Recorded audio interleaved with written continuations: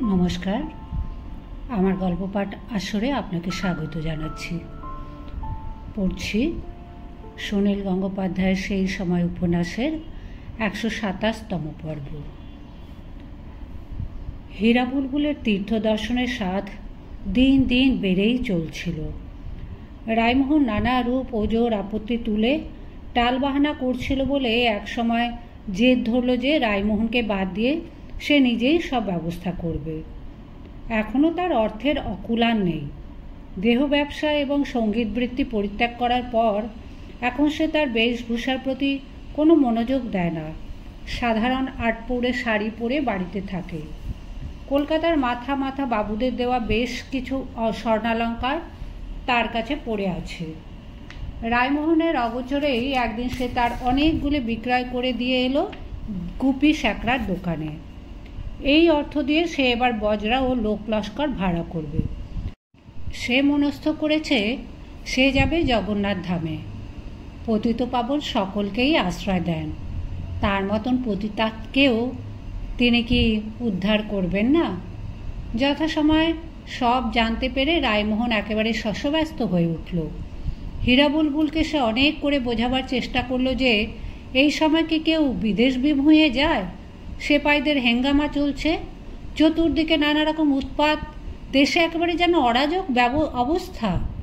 এই সময় পথে ঘাটে পদে পদে বিপদের ভয়। কিন্তু হীরা বুলবুল এসব কিছুই বুঝবে না। সে অনাথিনী, তীর্থযাত্রিনী, তার আবার ভয় কি? এই পড়ন্ত যৌবনেও তার যে শরীরে মোহ উদ্রেককারী রূপ রয়েছে সে বিষয়ে সে একেবারেই উদাসীন। শেষ পর্যন্ত হীরা বুলবুলের একগুঁয়েপনার কাছে রায়মোহনকে বশ্যতা স্বীকার করতে হলো। বিদ্যোৎসাহিনী সভায় ইদানিং তার যাতায়াত একটু কমে গিয়েছে। সেখানকার নাট্য অভিনয় কিছুদিনের জন্য স্থগিত আছে। সিপাহী যুদ্ধের যে কোনো রকম নিষ্পত্তি না হলে নতুন করে কিছু শুরু করা যাবে না। রায়মোহন নিজে কখনো শ্রীরামপুরের ওদিকে কোথাও যায়নি, সুতরাং হীরার সঙ্গে যাওয়াই সে মনস্থ করল। জগন্নাথ ক্ষেত্র অতি প্রাচীন তীর্থস্থান, দেখাই যাক না গিয়ে একবার। রামমোহনের খুব একটা দেব ও দ্বিজে ভক্তি নেই। জীবনের বহু রকম ঘূর্ণিপাকে পড়ে সে বুঝেছে যে যথাসময় যথারীতি কৌশল প্রয়োগ করাই জীবন ধারণের প্রকৃষ্ট পন্থা। যার পুরস্কার থাকে সে সমাজের তুঙ্গে ওঠে, যার থাকে না কোনো ঠাকুর দেবতা তার কান ধরে টেনেও তাকে ওপরে তুলতে পারে না। যে যাতে আমোদ পায় তাই নিয়েই সারা জীবন মজে থাকে। কেউ ভালোবাসে যুদ্ধবিগ্রহ, কেউ অর্থ, কেউ সন্তান উৎপাদন, কারুর থাকে রূপ লালসা, কারুর বা শুধুই ফুক করি। রায়মোহনের ঝোঁক এই শেষোক্ত দুটির দিকেই। তাই নিয়েই তো প্রায় এতখানি জীবন কাটল। একটা বড় বাসনা ছিল রায়মোহনের, কিন্তু হীরা বুলবুলের জন্য সেটি পূর্ণ হলো না। সে চেয়েছিল সর্বসমক্ষে এই শহরের কিছু বড় মানুষের মুখোশ খুলে দিতে। তাদের কীর্তি কাহিনী নিয়ে সে গান বাঁধবে আর হীরা বুলবুল গাইবে। জনসাধারণ ধিক্কার দেবে তাদের। এইভাবে হীরা বুলবুলের পুত্র চন্দ্রনাথের প্রতি অবিচার ও অন্যায়ের প্রতিশোধ নেওয়া যেত। কিন্তু হীরা বুলবুলের আর ওসবে মন নেই। গান গাওয়াও সে সম্পূর্ণ বন্ধ করেছে। পুত্রশোক তার বুকে শেল হয়ে বিঁধে আছে। জীবনের আর কিছুতেই তার আর স্বাদ নেই। কথাবার্তার মধ্যেও একটু যেন পাগল পাগল ভাব। রায়মোহনের নিজের কণ্ঠ সুরেলা নয়। সে সঙ্গীত শিক্ষক, কিন্তু গায়ক নয়। তার গান কেউ শুনবে না।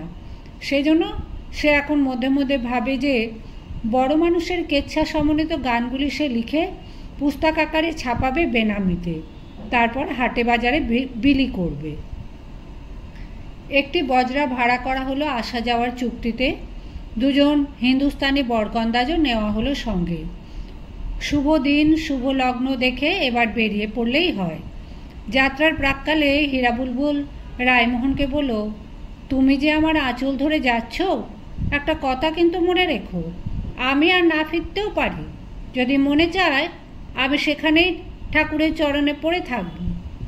রায়মোহন বলল, তুই কি জগন্নাথ ক্ষেত্রে গিয়ে চৈতন্য ঠাকুর হবি নাকি রে বেটি?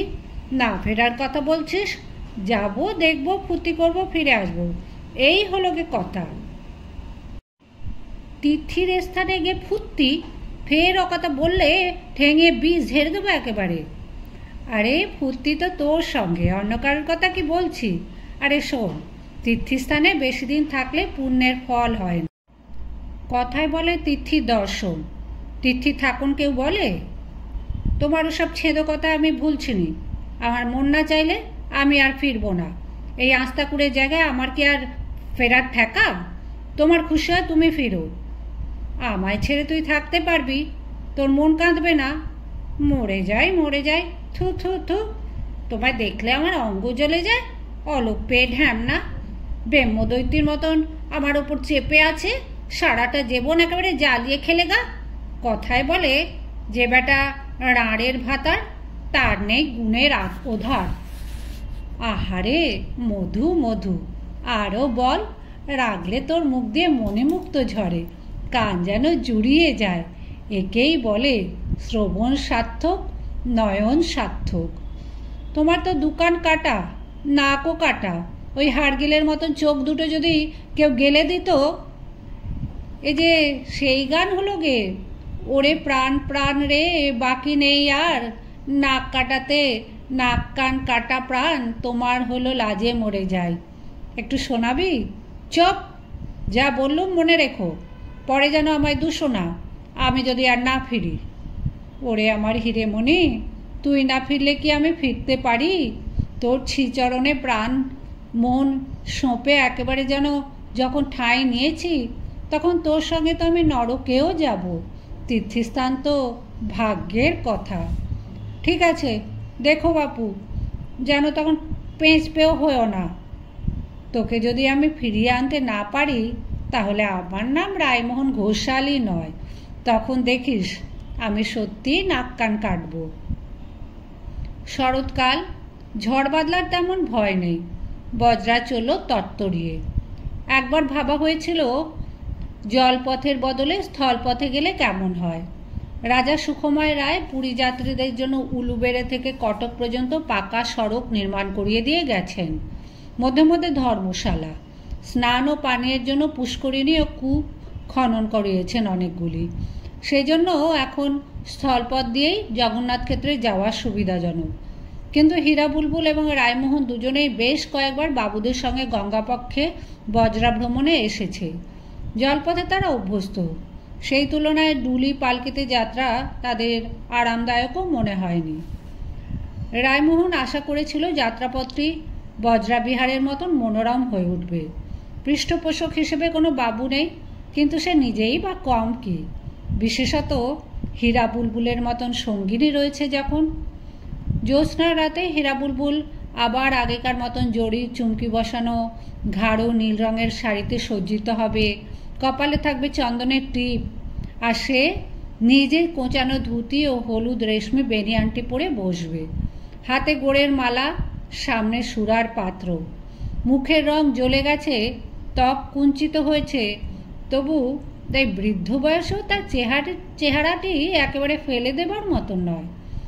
হীরা বুলবুল গানে বাতাস মাতোয়ারা করবে, আর সে নেশার ঝোঁকে মেরে ফেলো মেরে ফেলো মেরি জান বলে উঠবে।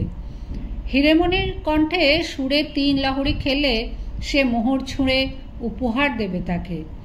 এই উপলক্ষে সে বেশ কয়েক বোতল ব্র্যান্ডি এবং একজন তবলিয়াকেও সঙ্গে করে এনেছে। কিন্তু হীরা বুলবুলের কিছুই হতে দিল না। সে একখানা সামান্য কস্তা ডুরে তাঁতের শাড়ি পরে থাকে, কিছুতেই আগের মতন বসন ভূষণ অঙ্গে চাপাতে রাজি নয়। গানের কথা শুনলে সে মুখ ঝামটা দেয়। এমনকি এক রাত্রে দীপ্ত নক্ষত্রময় নীল আকাশ দেখে মোহিত হয়ে রায়মোহন ব্র্যান্ডি ঢকঢক করে গলায় ঢেলে যেই নিজের ভাঙা গলায় একটা গান গেয়ে উঠল, অমনি বিরক্ত ক্রুদ্ধ হয়ে হীরা বুলবুল তার হাত থেকে ব্র্যান্ডির বোতল কেড়ে নিয়ে শূন্যে তুলল। রায়মোহন আহা হা হা করছিস কি বলতে বলতেই হীরা বুলবুল সেই বোতল ছুঁড়ে ফেলে দিল নদীর জলে। রায়মোহন কোনো ভৎসনা না করে এক দৃষ্টে চেয়ে রইল হীরা বুলবুলের দিকে। তার চোখে অন্য দৃশ্য ভেসে উঠল।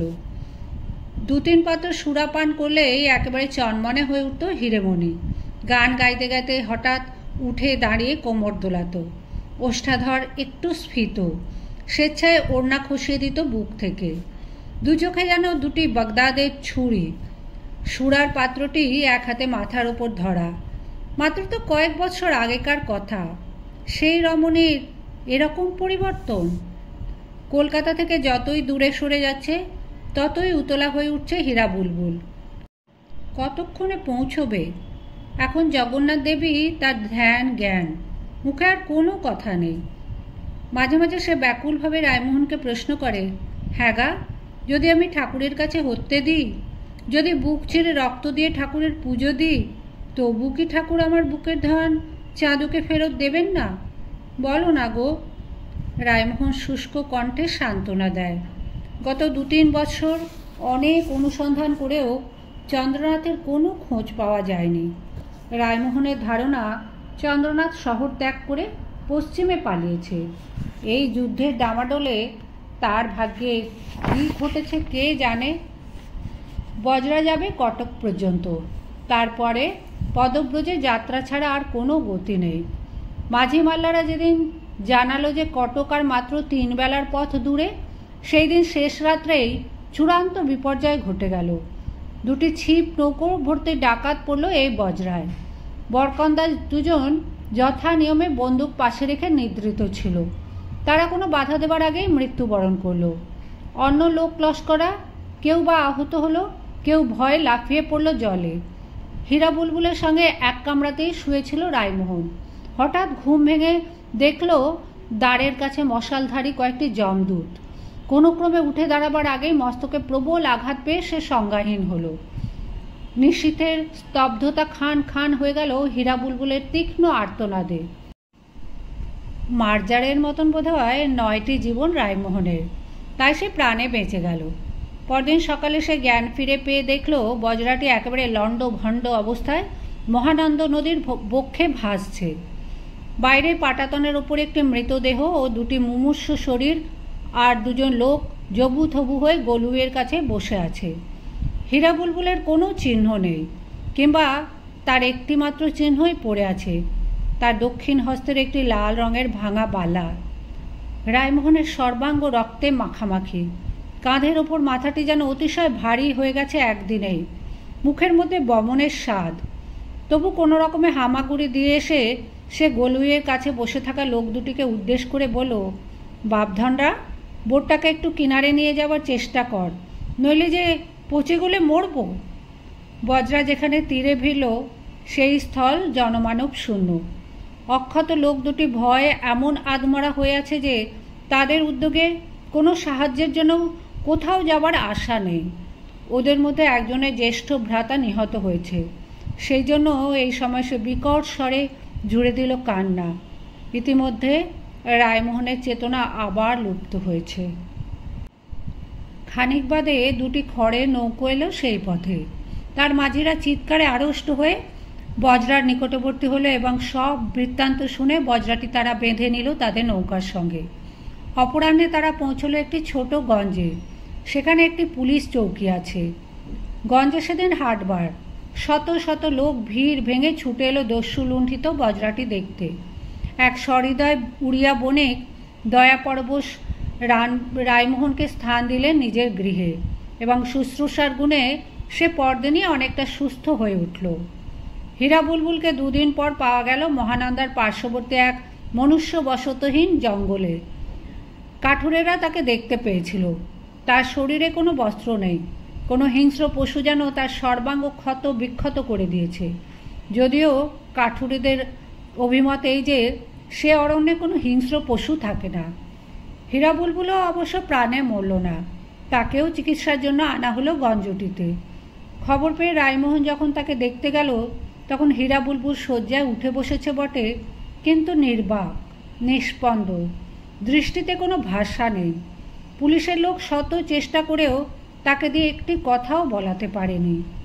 রায়মোহন তার সামনে দাঁড়িয়ে বলল, হিরে, আমি এসেছি, যা হবার তো হয়েছে, তো বুঝে প্রাণটা যায়নি। হীরা বুলবুল রায়মোহনকে চিনতে পারার কোনো ভাব প্রদর্শন করল না। যেমন দেওয়ালের দিকে চেয়েছিল তেমনই রইল। রায়মোহনের চোখে জল এলো, কিন্তু হীরা বুলবুলের দু চক্ষু শুষ্ক। তারপর রায়মোহন অনেক চেষ্টা করলো, কিন্তু হীরা বুলবুলের মধ্যে কোনো বোধের সঞ্চার করানো গেল না। এর আগে অনেক পেরাপড়ি করেও তাকে কবিরাজি ওষুধ খাওয়ানো যায়নি। যে বাড়িতে সে রয়েছে সেখানকার গৃহকর্তাটি বললেন, আহা, দেখলেই বোঝা যায় কোনো বড় ঘরের বউ, তার এমন দুর্দশা। অচেনা অজানা স্থানে এই অবস্থায় বেশি দিন থাকা যায় না। আশ্রয়দাতা উড়িয়া বণিকটির কাছ থেকে রায়মোহন কিছু টাকা ঋণ নিয়ে পালকি ভাড়া করে আবার রওনা দিল কলকাতার দিকে। পালকির মধ্যে বসে অঝোরে কাঁদতে লাগলো রায়মোহন।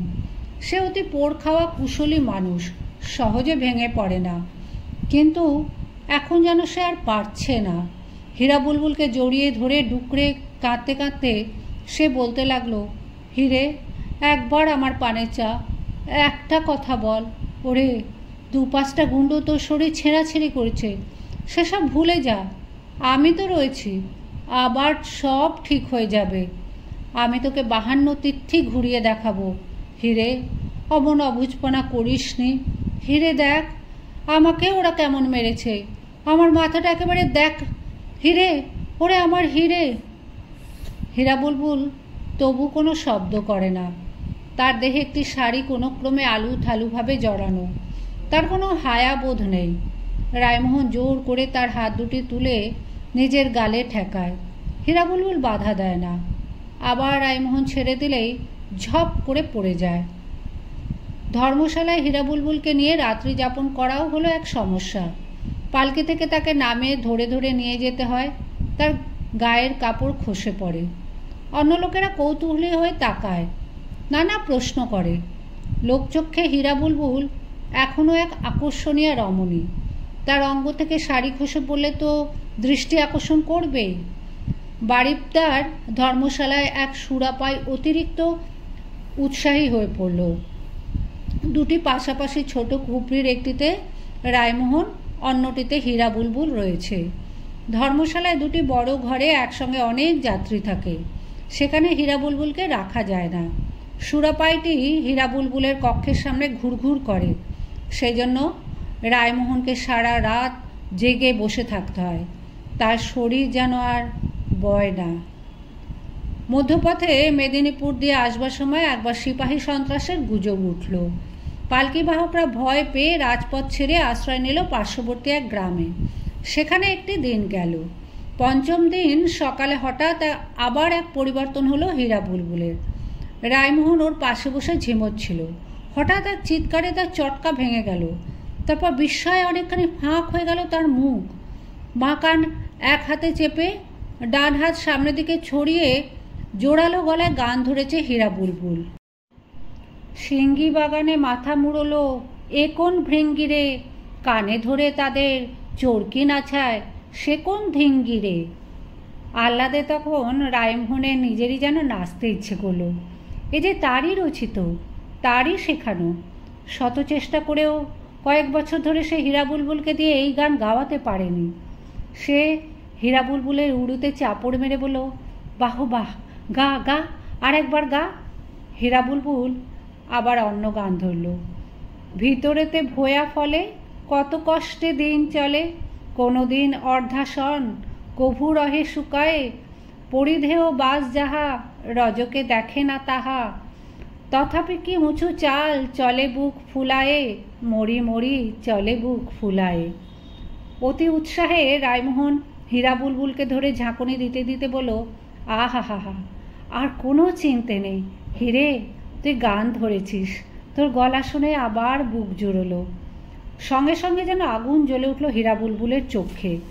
কাকাতুয়ার মতন কর্কশ কণ্ঠে বলল, তুই কে রে আবগারি পুত? কে তুই গতর খেকো? কোন হতচ্ছাড়া মিনসে আমার গায়ে হাত দেয় রে? যা, দূর হয়ে যা। তারপরেই সে সজোরে এক লাথি কষালো রায়মোহনকে।